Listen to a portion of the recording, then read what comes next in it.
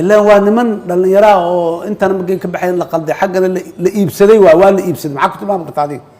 وحكى أنا كنت ما قان لأن يراه ولا إبسدي إريتريا اللي جي ورقي وعال وهي ماله وحال قرينة يا وامحي وحسقرة اللي يسمى يا قرينة يا وامد أن لا لأن يراه ولا إبسدي ننكم مدعو إنه إذا عدت سوء استاجر لأن الذي أن إبسني هل كاسي كدم بين كم مدعو سأقتين عيدا كاس وحال وقاضي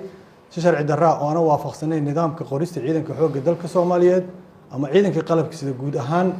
مركان بارتان سمينه وحان ويني إذا ماذا قلب كسيدا بوليس كميلتريجا إن مسجود مال إكتر سيهين يهنان لجو قرية أو لجو قاضي مجرين دولتنا ويكأ مسند إنتاس والدين تدلبنايين إني كجوابان ويديدين أو أركتين مركز تقول ويدي أرنتاس ويكم معجان وكسك ساجان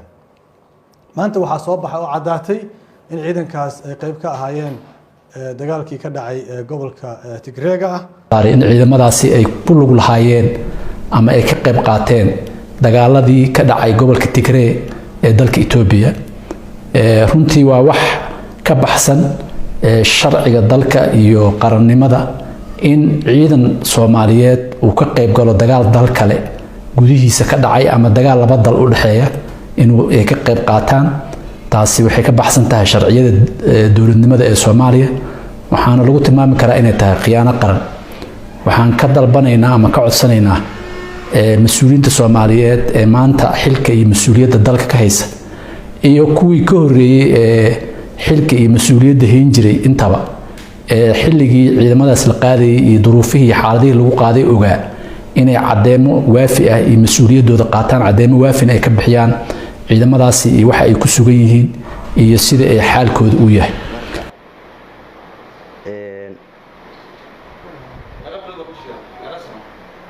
laba sano iyo 8 bilood ha maya electric maqallo iyo dagaaladaas waanu maqalnay laakiin saddexda xiro oo ciidamada ku jira waan isku gudubnaa wax war oo khabaraada halkaas kama aanu maqal ciidankeena oo ciidan isku war hayo weeye dagaalka ma aanu galin abasli markaas wax waalidiintii la soo heshay hooyooyinkii iyo aabayaashii waxay ka soo hadli jirtay la soo heshay ma waqtiga lamaan dhawaan baan ku hadalnay telefoonada bishii dhawaan bay telefoonada tani ahaayeen bishii ugu dambeysay baan ku soo wada hadalnay waxa kamid ah dhimiyada loo qaaday Nigeria waxaan ugu maqnaa sanadii 2008 bilood waxaan soo bartay tababaro kala duwan waxa kamid ah military kuwaandada iyo minis inta ka bacday meesha meel military la dhahan joognay wax telefoona kuma aan hadli jirin telefoonadaas mamnuuc bay naga ahaayeen intii badnaa oo dhan gadaal baan laga fasaxay tababarna waa iska adeegay dhibaato iyo adayg inta waa leeyahay marka sidaa darteed waqtiga nagu dheeraaday waa iska soo tagnay oo waxaan dalkayga waan nimi alxamdulillaah waa nabad nimi haddana Puntland aan ku suganahay waana joognaa alxamdulillaah marka halkee markii ka baxay markii hore Muqdisho ka baxay sidee marka nidku ku xiyay halka ku jirtay annaga halkaas waxaan lagu kaxay qadar baa la idin dhigay laakiin sameeysan noqon oo waxaan laga dejiyay Eritrea dadin la geeyna tababar qaatay waan la ku yiri dabadna tababarkayga waan bilaabanay oo qaadanay in badan oo noo socday warna waqtigaasna noo sheegin waqtigaas laabanaysan dalkiina ku laabanaysan ama tababarka idin xirmayeen noo sheegin wax noo sheegi jiray soqofka markuu ku tagtay halka waxaan ku tagnay 5500 ciidana waan ku tagnay saddex xero kala jooga saddex qaybood kala waxaad ka warantaa nolosha halka ka jirtay xilliga tababarka ku jirtay nolosha halkaas tababar sidoo noloshiisu adag tahay tababarku adka wadankooda wadan military iska kulul ah oo dhibaato iyo kuleel intaba leh iyo shaqada nagu badnay iyo tababar adag oo aad u adag oo ku aan maray wax kale dhibaatooyin halkaas la idinku keensan jiray inta tababar idin socday ma jirin ما dhibaatooyinkaas aniga waxaan ka sheegi karaa ma jiro dhibaatooyin ma jirin dee askar baanu ahayn amar baanu ku shaqayn jiray ciqaab iyo wax kastaba bay lahayd dee wixii kii dembi galana waa la ciqaabi jiray ciqaab buu mari jiray kii kalena dee ciidankiisu ku dhici jiray inta lagu hurdo ee lagu seexanayo ee lagu ganacsanayo ee siyaasadda lagaga sheekaynayaana waa wiilasha iyo gabdhaha u taagan difaaca dalka kuwa tababarka ku maqanina kuwaas ayuunbay la mid yihiin arrinta lagu soo celcelinayo Eritrea horeba waa u sheegnay sida ay waddamada kale ee Turkiga iyo meel walba ciidamo inoogu maqan yihiin bay Eritrean ciidamo tababar ku maqan yihiin horena waa u sheegnay qayb bay ka yihiin waddamada inoo tababara laakiin ma jirto ciidan Soomaaliyeed oo ka dagaalamay Ethiopia ciidan Soomaaliyeed oo qabsaday Tigray ma jiro ciidan Soomaaliyeed oo Aksum dul fadhiyaan ma jiro laga yaabaa shacabka Soomaaliyeed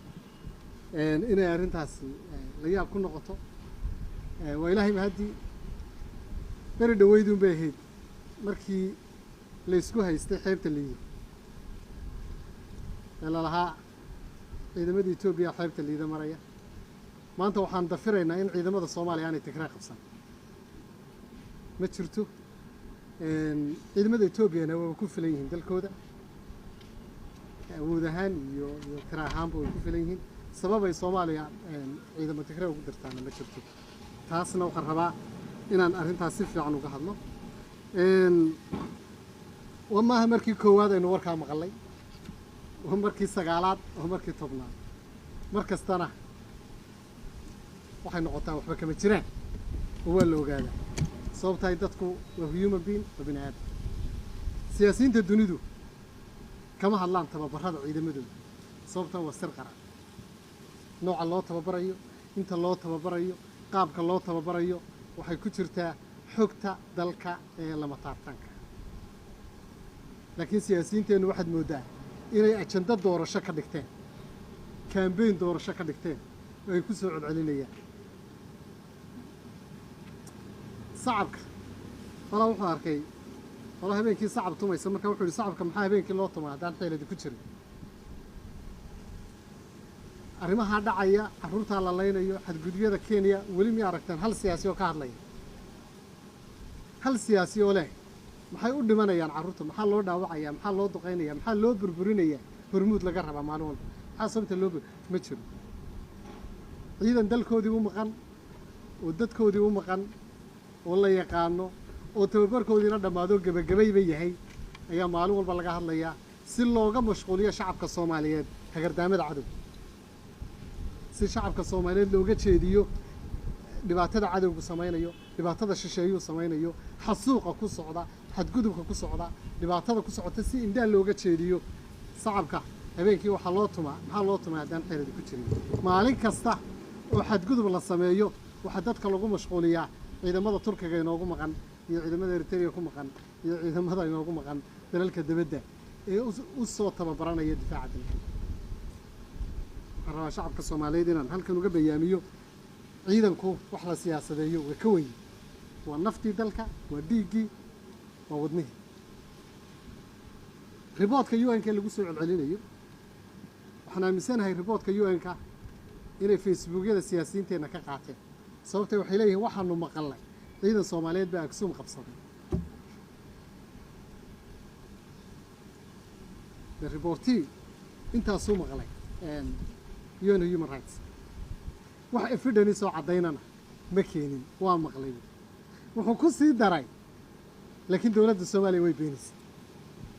siyaasiyiinteenu ma soo qaataan inta dambe inta hore bay soo qaadanayaan kadibna waa ayadii quraanka ahayd weelul lil musalliin waxa hoogay kuwa tukada intii dambe laga reebaya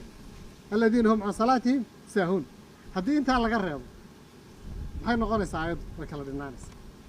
marka waxaan isleeyahay reportkan inta hore laga soo jaraya waa weelul lil musalliinadi waa intii hore laga soo jaray waxa weeye ciidamada Soomaaliyeed waa intii hore loo sheegayay ee Facebookyada siyaasiyiinta Soomaalida ku qoraa unba inta la soo qaatay reportkii UN-ka lagu daray kabacdina waxa laga dabageeyay dawladda Soomaaliyeed way beenisay taa macnaheedu waxa weeye waxba kama jira